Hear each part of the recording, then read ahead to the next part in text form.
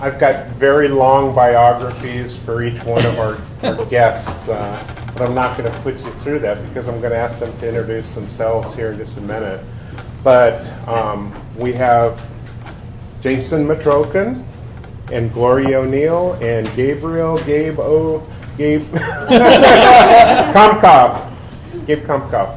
And as we talked about, we really wanted to not only give you the background of ANCSA, but give you the contemporary folks that are dealing with our companies these days. And we've got a room really full of about half for-profit and half nonprofit people in here.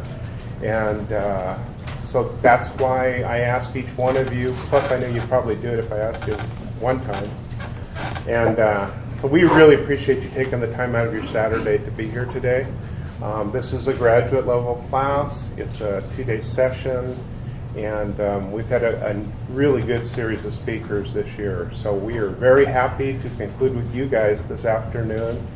And the reason we're doing it this way is because we've got, the future leaders of our companies in this room, and we think it's only fair to have them understand a little bit about where you guys came from and how you came to your leadership roles, and then, what are the topics these days that concern you, so that, we keep this wheel going, and we go to this next generation in as good a situation as we can possibly be in.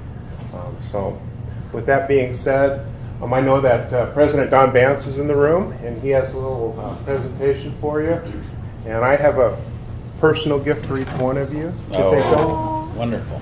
This is my favorite. It's this year's batch. I can share. I'm kidding. Well, first of all, I want to apologize for the lack of heat this morning.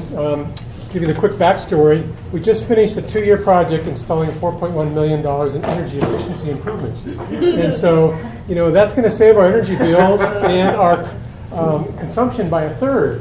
But this is the first cold weekend, and this is the first time we've had to operate the loop, which says, we close these buildings down in weekends for heat. But when there's a class in here, there's supposed to be a kick-on for the heat. Well, we missed it the first time, so we apologize for that. But it's now in place, so it won't happen again, they assure me. And so again, sorry. Second question, or second thing I want to say is that I want to give you my business card, okay? Because this is a small university, and you have access to the president. So hopefully it's not just heating problems, but you have any other problems or concerns or want to talk, but I'd be happy to meet. Okay, so that's just available to you. How many of you heard the discussions about APU becoming a tribal college? Oh, that's no secret. Okay, so 2 of the key players in that discussion are in this room. And they happen to be both APU alums, and I'm very proud of that, with their MBAs. And so remember that, APU, MBA, leadership, and last Native corporations. Okay, that's a very important thing. So as you get through with this, ANELP program, you've got some credits there to roll into the MBA degree. So just imagine the possibilities. And so it's my pleasure to give these certificates of appreciation to APU MBA alum Gloria O'Neill, who is a key player in any discussions with our tribal college, as is Jason Metrokin, who is on my board.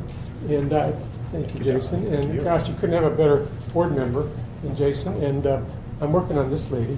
And of course, Gabe Kompkoff. So Thank you. Thank you so much for being here. Thank you, Don.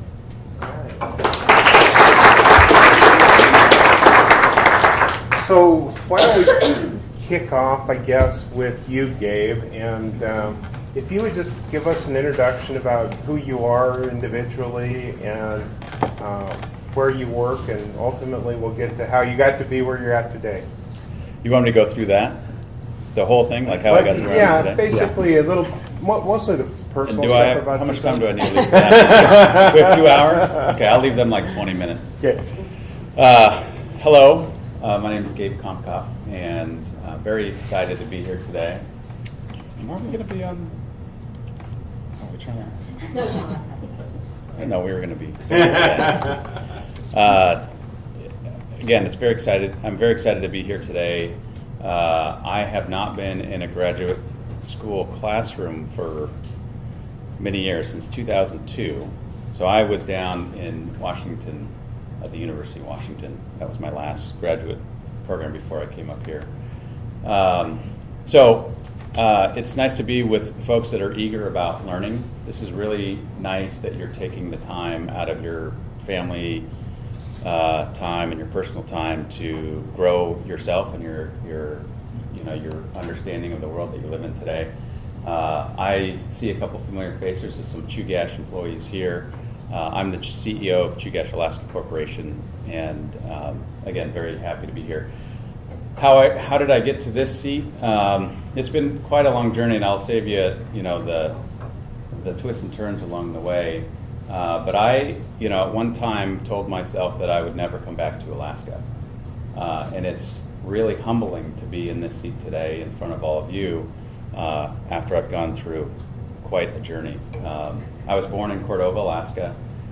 Grew up fishing on the family fishing boat, catching some of the tastiest salmon in all of Alaska. Just a little bit better than Bristol Bay. This Copper River red salmon.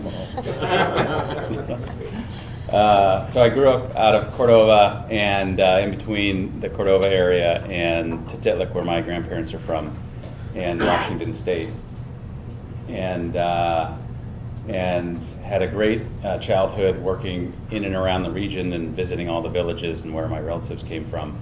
But I was a city guy at heart. I always thought that I would end up, in some office building somewhere with a suit and tie on, running around in an urban environment. That's what I was looking forward to.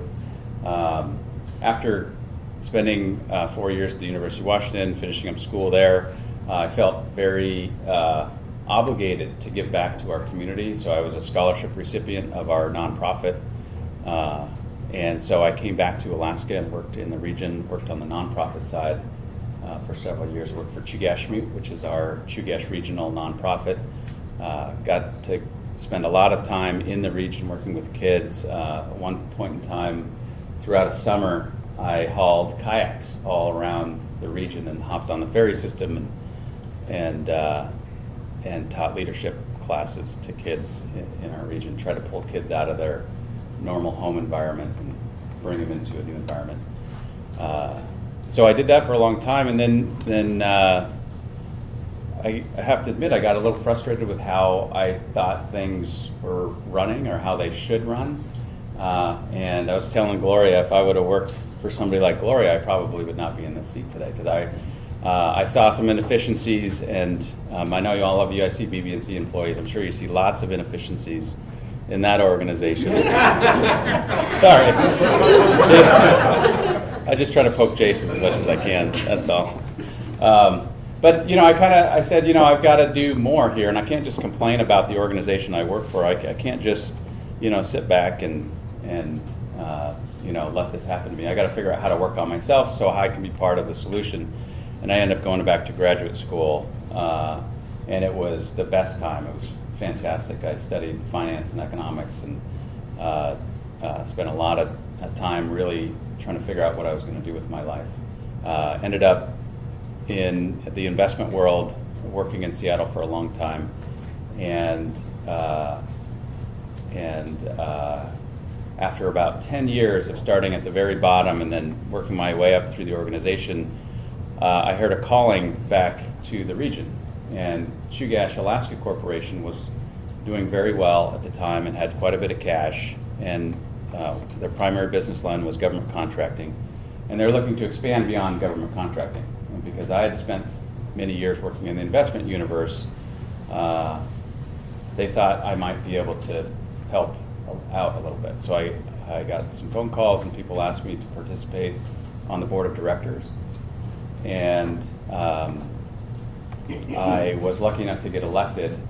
I spent enough time in the region, and some of my relatives were fantastic leaders in the organization. For some reason, people thought that would rub off on me, and so I was elected to the board. And after spending about a year on the board, helping the organization think about investing and changing their structure to become a more diversified organization, I think a lot of the other board members got sick of me asking all the questions I was asking, and they just said, okay, fine, if you're asking all these questions and you think you're so smart, why don't we put you on the other side of the table? And they kicked me off the board and gave me a job, and that's how I ended up here today. So, Great story. again, great to be here today. Great story. Gloria? Well, good afternoon. It's so good to be back in this building. I think the last time I sat in this building, I was in your seat. I graduated with my MBA in 2000, I believe now. It seems like it's so long ago. But a bit about my story. Just have to first start by saying that I'm very blessed to do the work that I do. I really feel that every day when I get up and I'm able to go to Cook Inlet Tribal Council and connect with Alaska Native people from all different communities, whether they're staff or participants, it is so fulfilling. And I tell you that by letting you know that it's a vision that really came from my grandmother, who was born on the side of the Kuskokwim River, that I do this work. So my father is from Bristol Bay. He's actually born and raised in a small village called Levelock. It's on the Kvichak River, and my mom is from Pennsylvania. I spent my growing up years on the Kenai Peninsula going to school, and in the summers I'd go back to Bristol Bay. I'm related to half of Bristol Bay, as I say. I probably have 100 cousins who are all here shareholders, by the way. And it was just an amazing experience because I think it shaped my skill set and my understanding, and it gave me the ability to do what I do today, to see what it's like and have a connection back to rural Alaska, but at the same time understand what life is like growing up on the road system. So it was after I graduated in the 80s, now I can't believe it's been so long ago, that I found my way because of my desire to get a higher education and go to school at Cook Inlet Tribal Council, because like Gabe, being a series shareholder, I had the ability to be supported through the scholarship program. And as I engaged with CITC, I really found an amazing heart connection to the organization. And so as I was going to school, I started working at CITC as a summer youth employment counselor back in 1992. It's like, do the math now, you know. And just as I've had an incredible experience,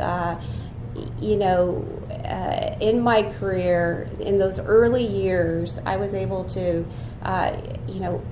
actually experienced so many different roles within CITC. I felt like I had the most natural internship one could have.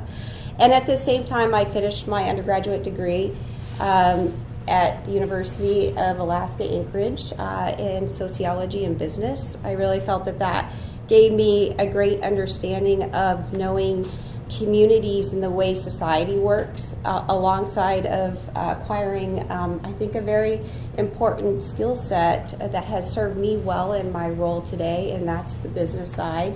And I always knew that I wanted to further my education, and so after I finished the undergraduate degree, I quickly then signed up for the MBA program here at APU, and it was such a great suit to my schedule. I was a single mom. I was in this transition of moving into, at that time, the CEO position at the age of 28.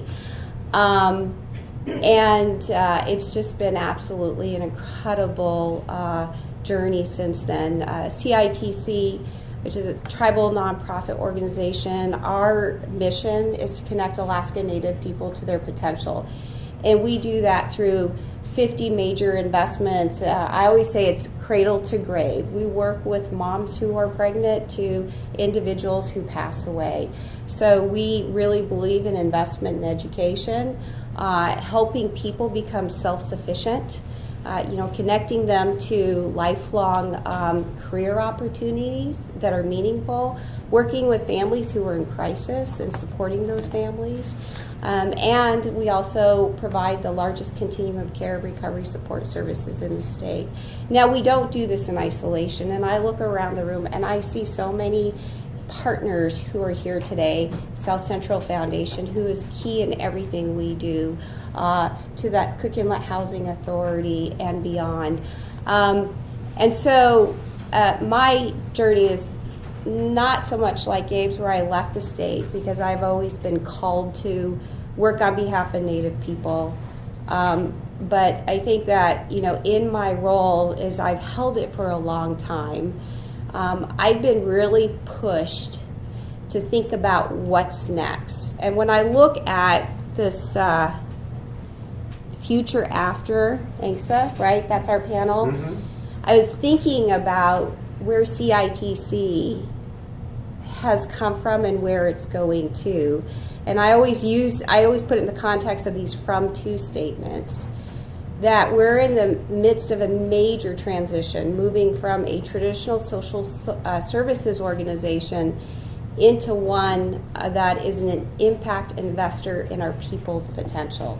And it's a really incredible transition, I think, to think about and figure out how the tools that we have and the roles that we represent in the Native community, how they could be used for the highest good for Native people, as we all are trying to work with our people to advance. I'll stop right there because I could probably go on for a while. Anyway, so that's about me.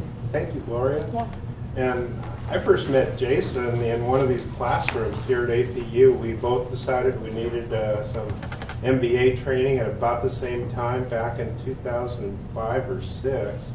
And I met Jason and Thomas Mack, and both those guys went on to be the leaders of their companies, and I'm privileged to enjoy my leadership role. But if you could tell us about your background, because your father was actually involved in another regional corporation for many years. Please tell us. Sure. I'll try to keep it brief. So Jason Metrokin, President and CEO for Bristol Bay Native Corporation. I'm glad to be up here with some of my friends, Gloria and Gabe, and Greg as well. So Dr. Bance earlier described some of the roles that I've played as a trustee for the Alaska Pacific University. I actually worked for the three gentlemen whose faces were up on the screen and you saw earlier this morning, which was quite a period of my time working for Byron Malott and also serving as staff for the board at First Alaskans Institute with Willie and Roy. You want to talk about, probably the stories. I can only imagine the stories that you heard from those three individuals, and hearing it almost day in and day out. It's like you walk into the office and your jaw's on the floor, and you sort of pick it up on your way out the door as you go home for the day. But I was born and raised here in Anchorage, so urban as far as my cultural background. My family, on my father's side at least, is from Kodiak, Bristol Bay, and the Aleutians. My mother's from the East Coast, is actually where I got my undergrad degree in Western Massachusetts, and then came back to graduate from APU with my master's degree. I feel really privileged to be here in this seat, kind of getting back to Greg's original question, what got us here today. But I'm no different or better than anyone else sitting in this room. What I did is I took advantage of opportunities that lended themselves to me. And I talked to a lot of students, whether they're high school age or college age or even master's courses. And one of the pieces of advice that I like to give is make sure that you take advantage of the opportunities that are placed before you. Be assertive, be aggressive, take control of situations. Now, you can go overboard, of course, and come across as somebody who may be a little too aggressive or assertive, but there's a fine line between really getting yourself out there, really networking with other individuals, and really just noticing when an opportunity opens up before you. You got to kind of walk through that door from time to time, and sometimes the door shuts. Sort of fast forwarding my life, after graduating from college in North Adams, Massachusetts, I came home, sort of similar to Gabe. I saw myself as maybe a urban city guy, maybe Seattle or somewhere else that sounds really cool and exciting at the time. I found my way back to Anchorage, and I started working for National Bank of Alaska, which is now Wells Fargo. management trainee, commercial banker, spent a lot of time traveling around rural Alaska and helping the bank with its rural customers. And I really was missing a part of my culture and heritage that I really didn't even grow up participating in. Here in Anchorage, I went to a fairly urban, Caucasian, high school. Didn't interact with a lot of Alaska Native people, so it really forced me to get, sounds kind of strange, but to get back into my own comfort zone that I never really grew up in. And so working for the bank, and then ultimately leaving the bank to work at First Alaskans Institute with Byron, Roy, and Willie, and others, really allowed me to open up my mind and really broaden my scope in terms of my experience as being an Alaska Native individual. And boy, did that sort of change my world, and learn just a lot about our culture and heritage and what it's like to live in rural Alaska, although I never have personally. And after working at First Alaskans for about 7 years, working with Joel for a stretch there, I had an opportunity, and that opportunity was to be a board member of my regional corporation. At the time, BB&C was in a situation where one of their board members had to step down, and through some conversations with some individuals, they said, you know what, you ought to put your name in the hat. And I did. And it didn't work out the first time, in fact, or the second time, but the third time I finally had an opportunity. There's a charm. True. Had an opportunity to be a board member for my regional corporation. And as a younger person at the time, I thought, man, I can get in there and really shake this place up and instill some of my perspective. And boy, you walk into that first board meeting, it's like, I don't know anything about anything. So it took me, which is typical, a good couple years, maybe a full term, to realize what it means to be a regional corporation board member, what it means to bring your own perspective and expertise to the table, whatever that might be.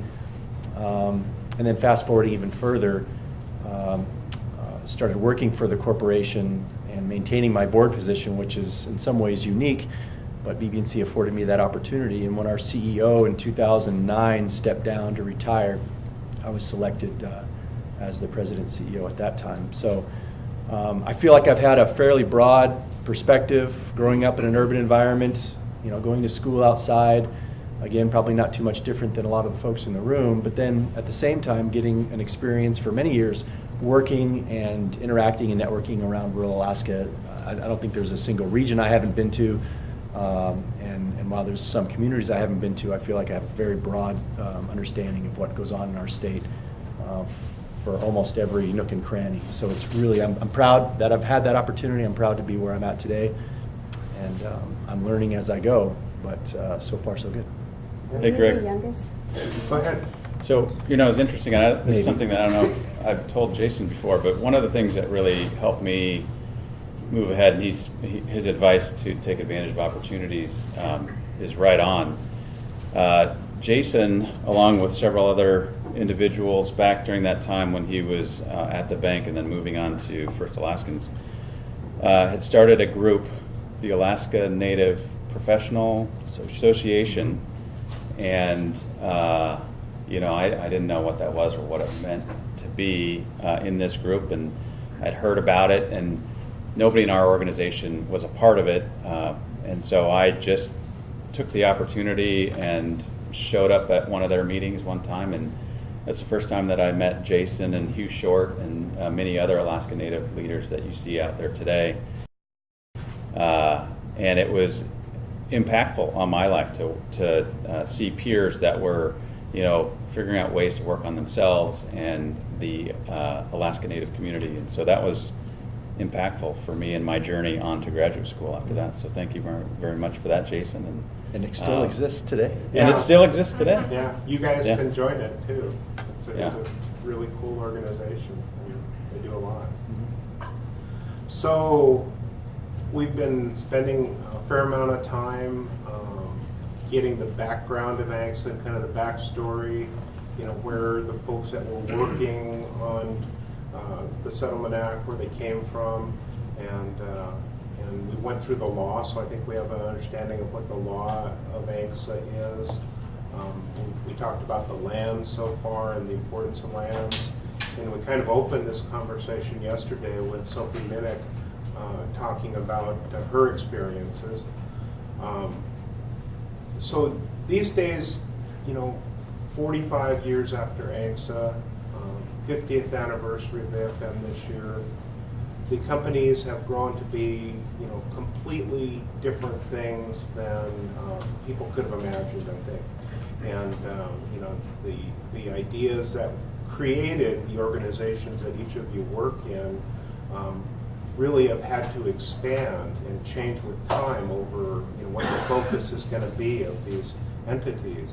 So I'd like to ask each of you, can you tell us about the current thinking that you have and your plans for your organizations to make sure that it remains relevant for not just your shareholders or your participants, but all of the Alaska Native people that can benefit from what work you're doing right now.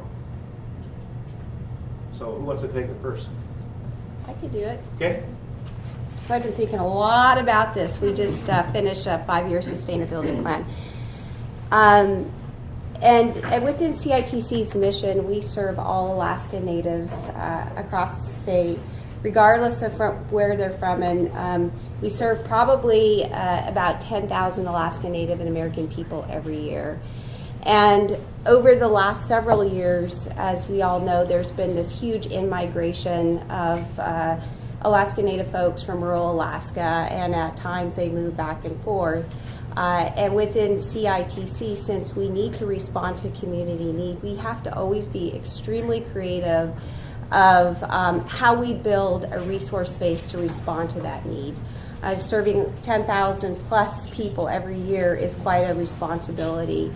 And so when I stepped into my role at age 28, the organization probably had around a $8 million budget. It really acted as an arm of the federal and state government. So we contracted with the federal and state government. We brought these grants in. We responded to service, or with service. But what we found is that in that model, it was very confining because, as you all know, when you act as an arm of the federal and state government, you have to live within the bounds of all the regulations. And many of the programs that folks think up in Washington, D.C., they're thinking up as they work in large cities across the United States, and they have no relevance to our community.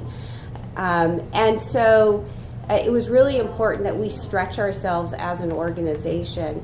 Today, this year, we're going to have a budget of around $65 million. Now, from $8 million to $65 million is not because the federal government came and said, we're going to give you an annual operating budget of this amount, and it's going to be an entitlement program. What we had to do is really think creatively about the partnerships that we leveraged. We had to think beyond the bounds of the Native community in our service delivery. And we also had to think about how we made investments as a nonprofit. Somebody recently asked me if I was a socialist or a capitalist. I was like, what? Because we were in this conversation. Of course, I serve people. That's what we do in the nonprofit. And I thought about it, and I thought, you know what? I'm a compassionate capitalist. That's what I am. Because what we've done is we've created a for-profit corporation and made an investment in the video gaming industry to help bring in ultimately long-term revenue that will support CITC's mission. And so our goal is to support this $50 to $60 million budget that we now are currently sustaining. Is when we think in 5 or 10 years, how can we continue to grow that budget base? And it's only going to be through an investment that will give us the ability to determine our own destiny as it relates to developing programs through unrestricted cash flow, period, the end. And so we've really tried to think about how we use the tool of Cook Inlet Tribal Council, working in partnership with everyone in our region and beyond, and then also get out of our comfort zone, take a bit of risk, and create a for-profit vehicle to support CITC's mission long term. Now, it has been a very difficult journey, because when you do when you're innovating and you're taking risks, you make mistakes. You don't know what you don't know until you're in it. And so as we think about the future and how we bring in resources, so we as Native people determine our own destiny, I think that's going to be really important, that we create space so that we can innovate and that we can be creative and we can take risk. All right. You want to go next, Jason? Sure. So as I describe Bristol Bay Native Corporation to really anyone who will sit and listen,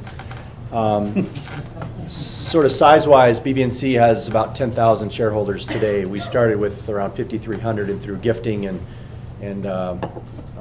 estates, we now have grown to a little over 10,000 people. In the early days of the passage of ANCSA, our board described themselves probably similar to other regions or village corporations. They came together sort of after the dust settled with attorneys and sort of the legal makeup of these new for-profit corporate entities.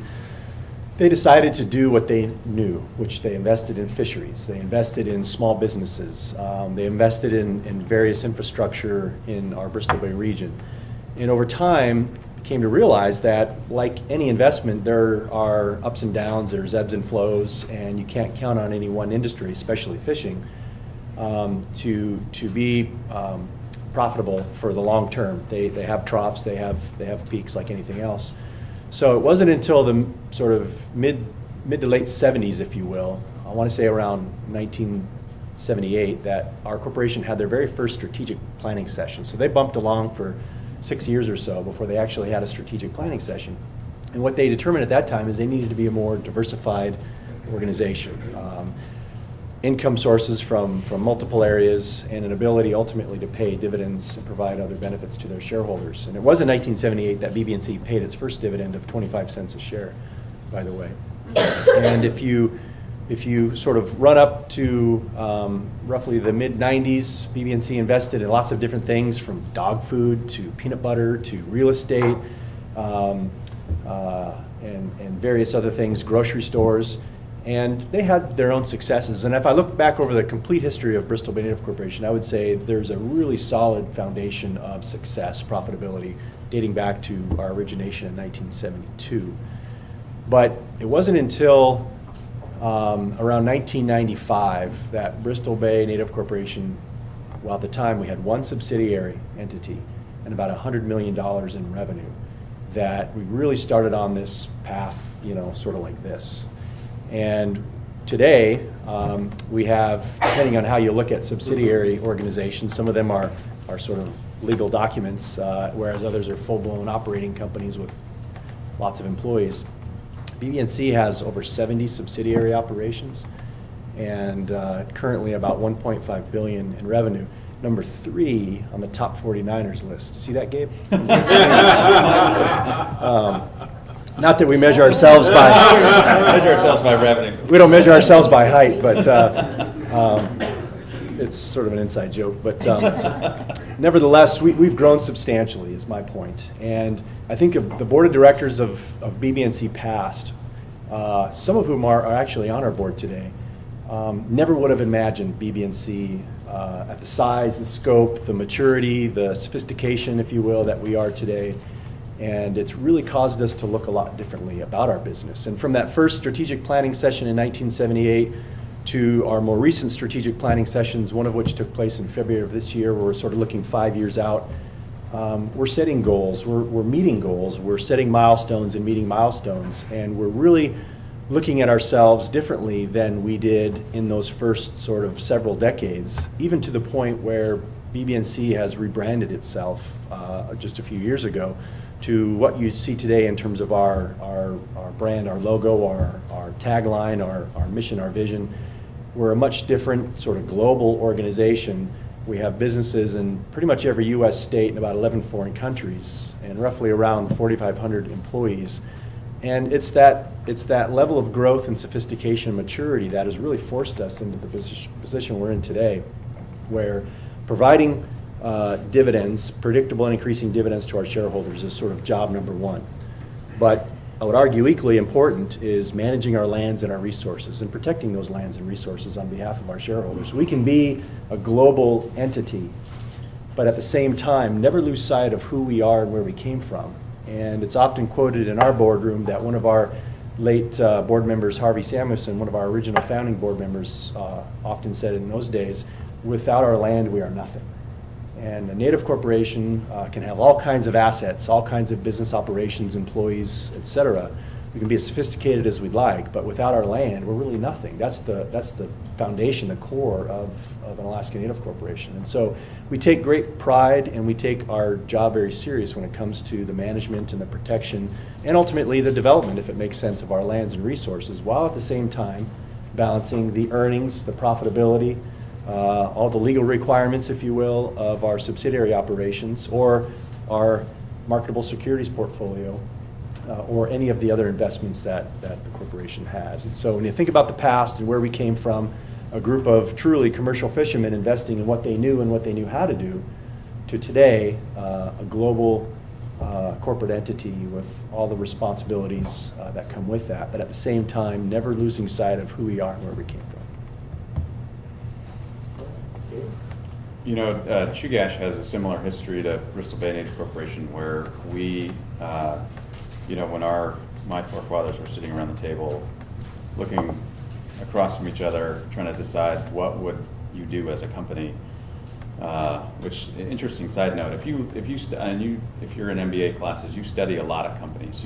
I spend a lot of time, even today, studying companies, what makes companies great.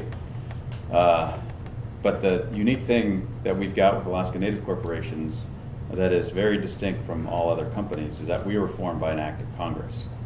You guys went through the history, right? It was a special moment in time that created these organizations, and then we just became, right? We got lawyers around the table, communities elected directors, and then they sat across and said, well, now what do we do? We've got millions of dollars in the bank, we've got lots of land. What do we do with it, and what do we do for our shareholders? And you have to define your purpose at that point.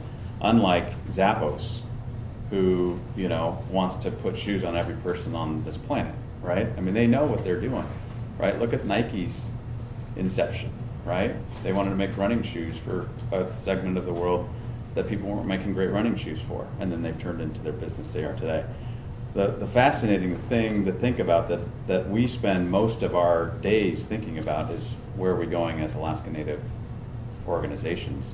And we are not necessarily constrained by the same thing that, I mean, one of the things that has been our Achilles heel from the inception, which is we were just created and then we had to figure out what we were going to do, is our biggest assets going forward, because we don't have to live by any sort of specific constraint of what type of business we want to be in, or what type of product we want to build or service we want to sell.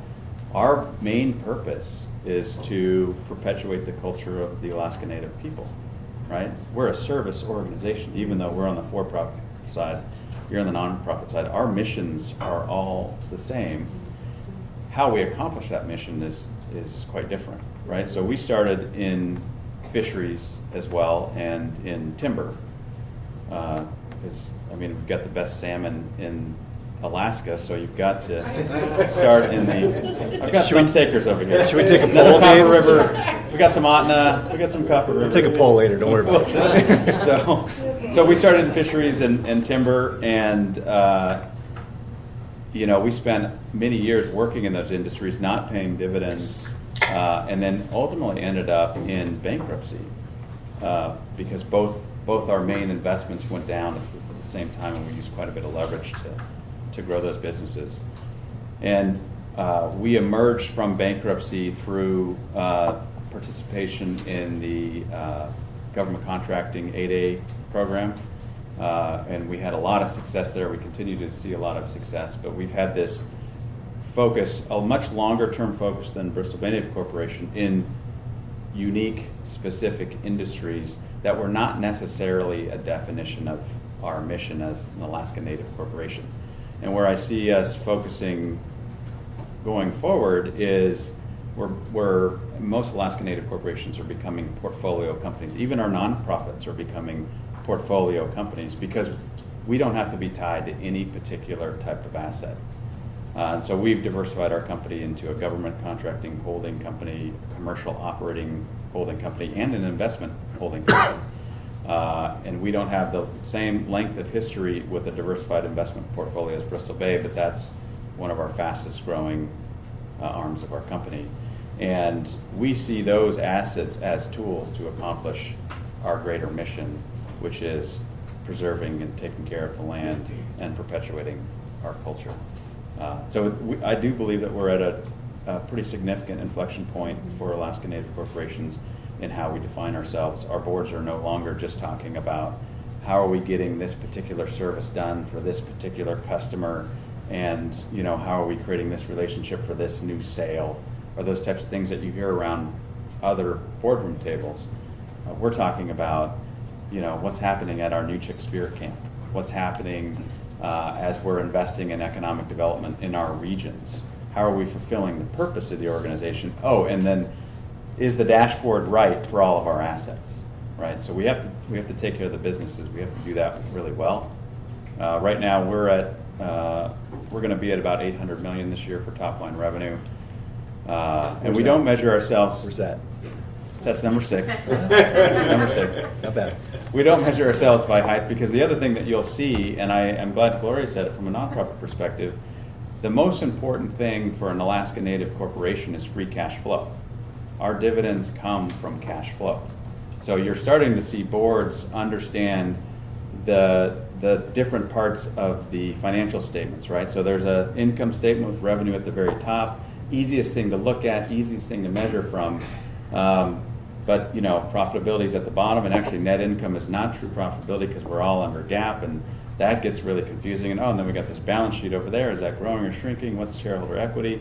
And then, okay, wait a minute, there's another financial statement, the statement of cash flows. What is that telling you? So it's quite complicated, and I'm glad you guys are in these types of classes to learn about it. Free cash flow is how we pay dividends, and that's the primary benefit that we share with all of our shareholders. That's how we fund scholarships. That's how we invest in economic development in our regions. We got a question over here. Question? Yeah, go ahead. Yeah, I was just going to mention that, Gabe, you mentioned Zappos, which has a really interesting culture and operating model, and Gloria, I think you mentioned John Mackey from Whole Foods Conscious Capitalism, and I'm wondering how do you balance being a value company that's going to be there forever and safe versus being a growth company, and how much do you compare your companies with like Fortune 500 companies?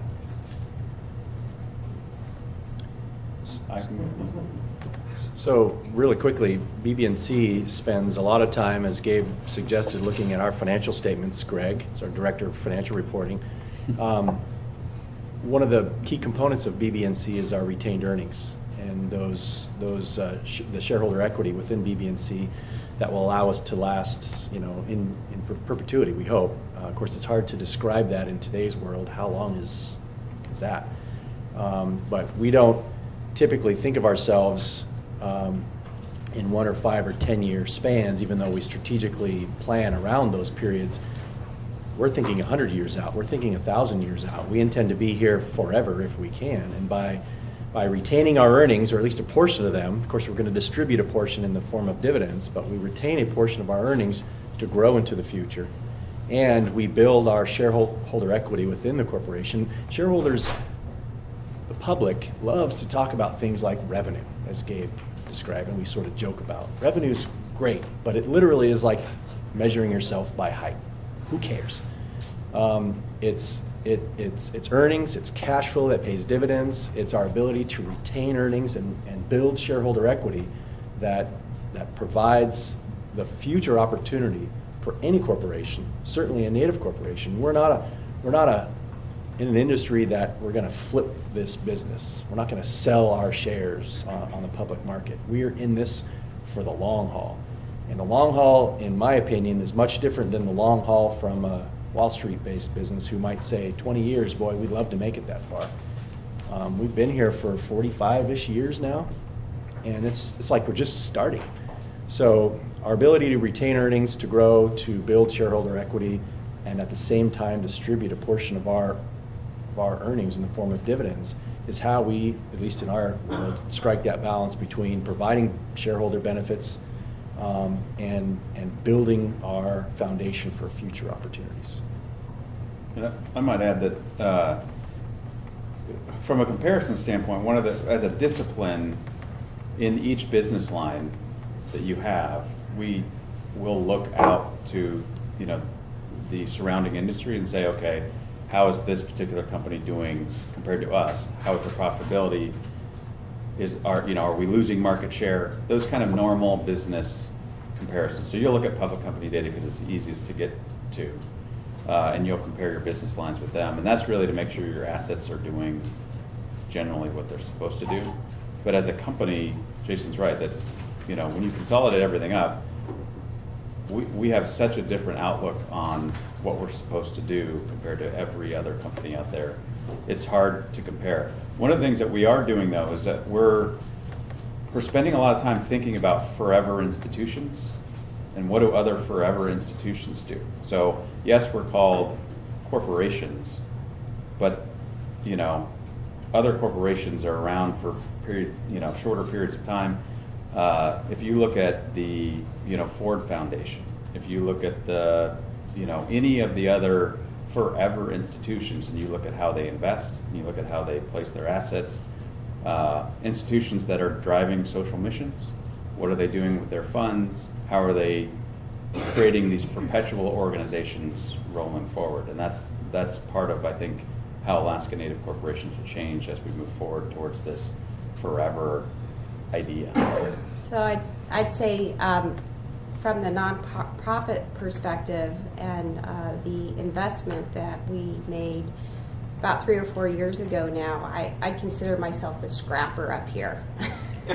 As I was telling Gabe, because we were, we didn't start with a resource base. We actually took a small amount of money and seeded this for-profit investment to grow resources for CITC and support its mission over the long term. And I'm just coming out of, I hope we're coming out of the startup phase, which has been, like I said, fairly difficult. It's been a ride. But what I can say to answer your question is that we had to have a lot of thoughtful conversations about our values and what drives CITC and how do we want to get into this new evolving field of social enterprise, and what does it mean to be a double bottom line company. And we had to think of everything of how we set the legal structure up, meaning we realized that our for-profit company would only have one shareholder, and that is CITC. So there are no other shareholders. We had to think about how we aligned management, built capacity, and all of those decisions really had to be driven by our values because we took a lot of risk doing it. And the big decision is, do you take this seed money that we have grown over a period of time, and we don't have a lot of unrestricted cash, and do you make it an investment in a risky industry, of course bringing good partners to really think about what the future potential of that can hold to serve all Alaska Native people. And so, it's one of these things where we're building an infrastructure, we're building capacity. I'm not in a large for-profit business that already has that and has evolved over time. But what we're able to do is take from the sophistication of CITC and its organization to help support our growth, to fulfill our model of sustainability and the vision around that. So you guys are, I know each one of you, and you guys invest in yourselves every day because of your inquisitiveness. You have questions and you want answers to your questions, and you'll do the research that it takes to get those questions. You read, you communicate with other people, and you, just through your own natures, you build your own human capital. But what does your organization do to foster its human capital? Because land is great and it's certainly the foundation, but our companies are about the people that work in them. And tell us about what you guys do to build that. You want me to start? Sure. You're right. You know, it's funny. I was at lunch. I was with Jared and a couple other people, Gregory and Pamela, and we were talking about this. And at the end of the day, so financial statements are important. You've got to understand where you're at in the world. Making the next sale, understanding your market share, all the normal business stuff is important. But at the very end of the day, the people that move everything forward are what it's all about, right? People have to make this happen. I was talking to another CEO who's not in Alaska, who was saying, this company would be great if it wasn't for all the people that work here. I mean, it's the challenge is the people, and the opportunity is in the people, and you've got to be very mindful of that. And so the first thing that we spend time thinking about is the culture of the organization. It's not just the native culture, but what is the organization about, and what kind of people do we want to work here, and what's the behaviors of the organization. So we spend a lot of time talking about the behaviors of the company and our core behaviors, and we think like people attract like people, and so if we set the bar high for the type of people we want to have here, other people will come and join our organization. And then you got to spend a lot of time figuring out how to support those folks. So there's a couple Chugash employees here that will be excited to hear about a rollout that we're going through next year. We have a leadership development program, and we've had one for a long time, and some stuff specifically focused on shareholders. But now we're expanding that into a 3-track kind of 3-tier type program, all the way up to folks that we're looking to groom to take my job in the organization. And the thing I tell you is organizations have to be intentional about it, because it doesn't happen by accident. And that's the leader's job. If you don't have a leader that's doing that, then we're not really doing our jobs. Gloria, tell us about what you guys do. It's so much, right? Yeah. Yeah. Well, I think, with my leadership development and being in the position and really pushing myself and developing a skill base, I was very fortunate to get connected to a national foundation called the Annie E. Casey Foundation. And I was one of the I think, first and maybe only Alaskans that got involved with this leadership development, which was 18-month commitment of really thinking about not only communities, but how do you move families forward in systems. And it pushed me to think much more from a systems perspective and the complexity of systems and how we invest and how do we know if people are better off, right? From just counting the outputs, like this is how many people we serve, this is how many people got jobs, but how do we know that they're better off? And so CITC's really started to develop a muscle around skills that I was able to bring back from that fellowship through learning how to be a great facilitator, getting groups to move to outcomes and common goals that will really help make investments for people work rather than CITC doing the work alone. To what we call results-based accountability, where we look at the data, where we go out and we ask the questions of how people are better off and what questions should we be asking ourselves. So really pushing ourselves to be accountable to our mission in a completely different way than we have in the past. And that's really evolved into this approach that we have within CITC, and it's side-by-side leadership. right? I learned a long time ago, I am nothing without the people around me. And I really understand my role. I know how to fulfill that role, but we have to have a good team of people who are working, for the mission and that we're all aligned. And so I started thinking about how could we put a structure within CITC that allows leadership to grow and to build that depth. And how do we do it in an approach where people can move past their own comfort zones and move into that place of where they can see their own potential. And so we've done a lot of work of developing the human capacity within CITC, because that's one of our greatest investments is in our staff, because our staff are the ones who work side by side our participants. And we've gotten to this place where, honestly, I really think that even though we've pushed the line, I've had a great blind spot. Do you guys know what blind spots are? You guys know what a blind spot is in leadership? Where you think you know something, but you really don't know it.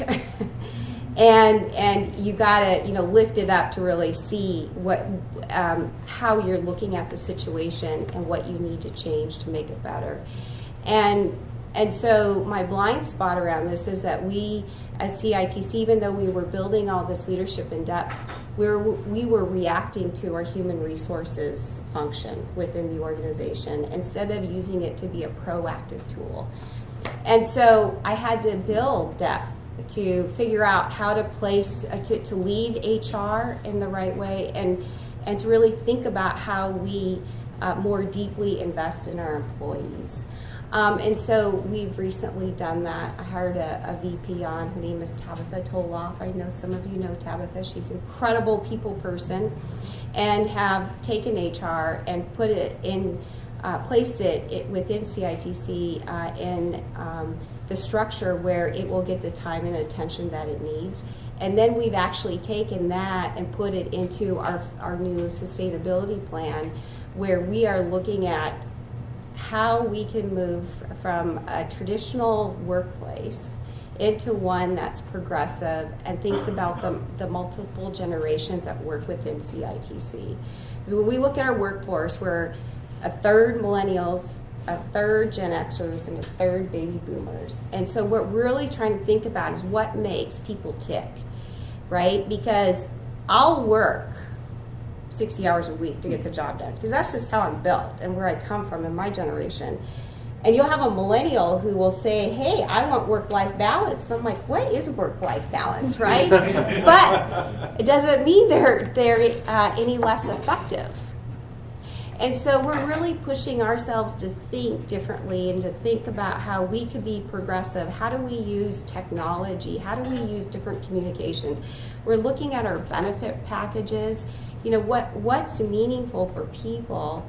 And then, because, guys, I'm just saying, I know I'm the scrapper, nonprofit, and I'm tiny compared to you, but CITC will become one of the greatest workplaces within Alaska over the next few years, because this is one of our biggest focus areas. So thank you for asking the question about that. But it's all about people and investment. And I believe you. Yeah, I know. I'm relentless. I know.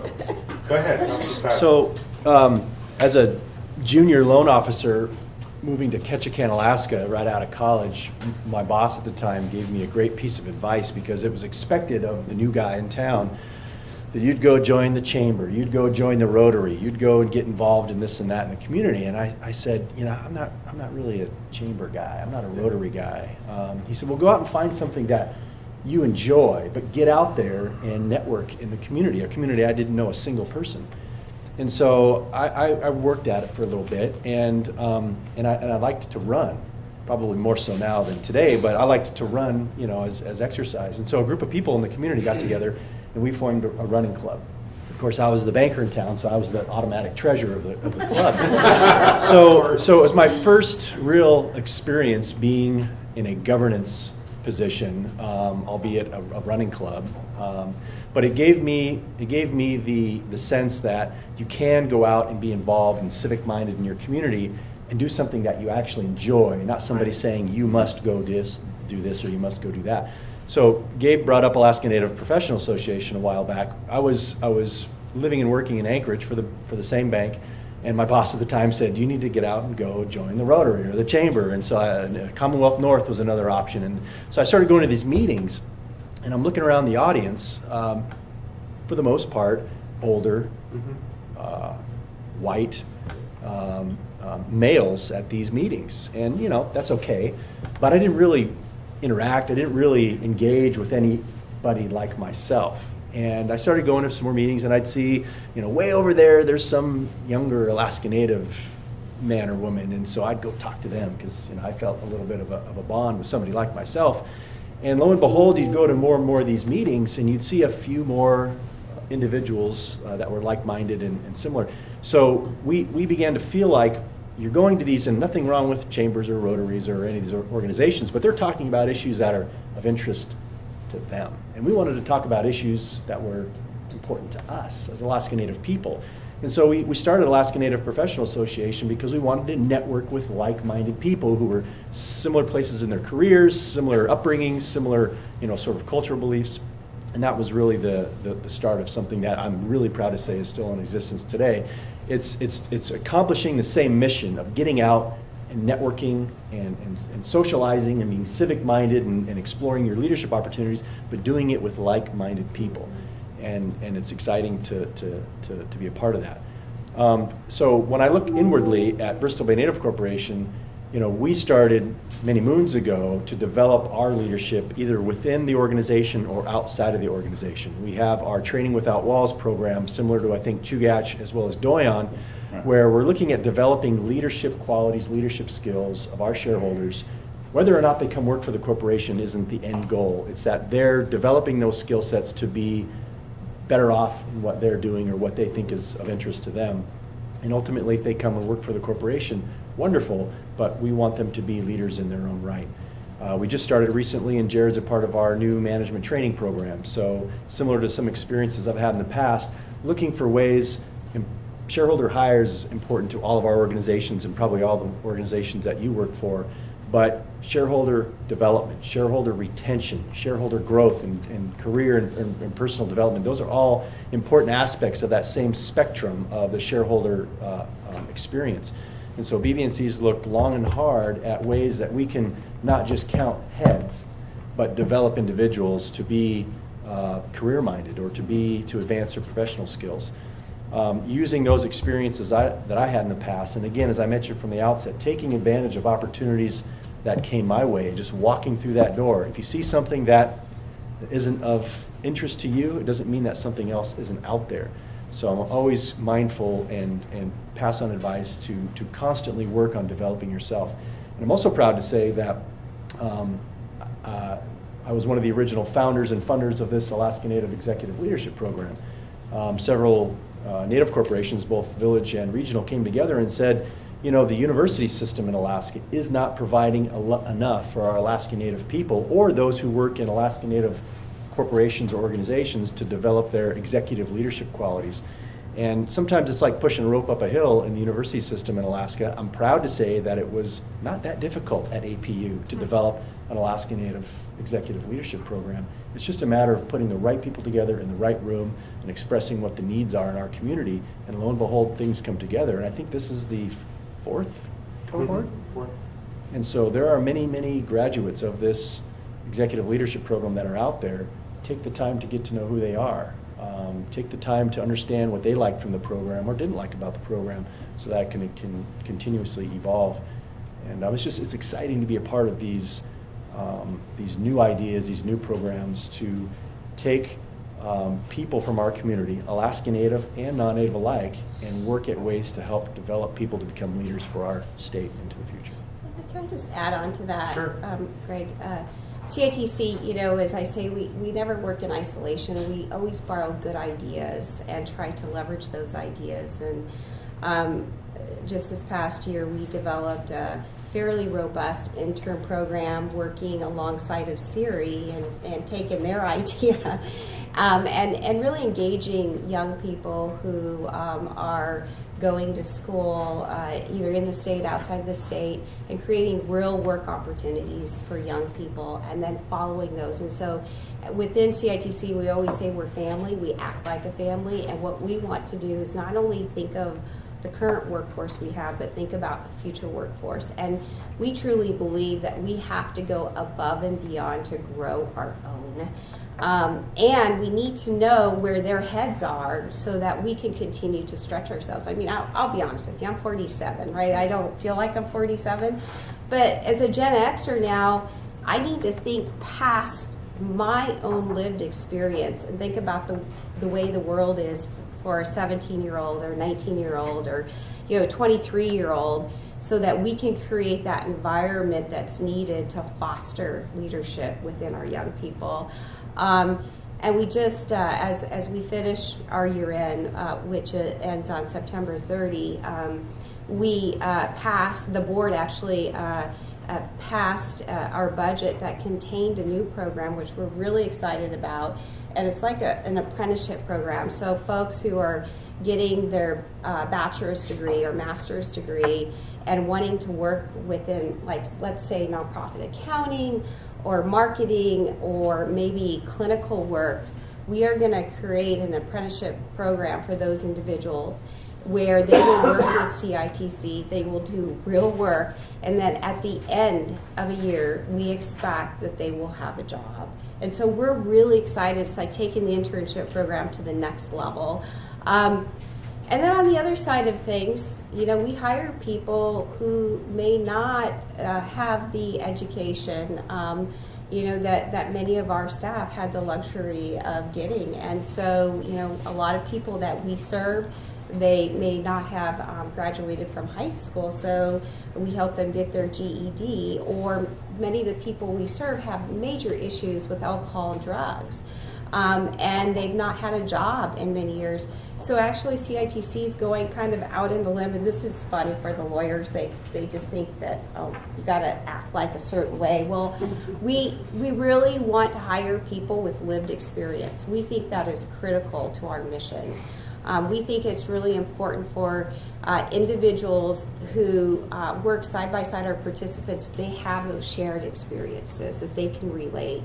And so we are actually trying to, where it's possible, necessary, through our HR practices, help get waivers for barrier crimes.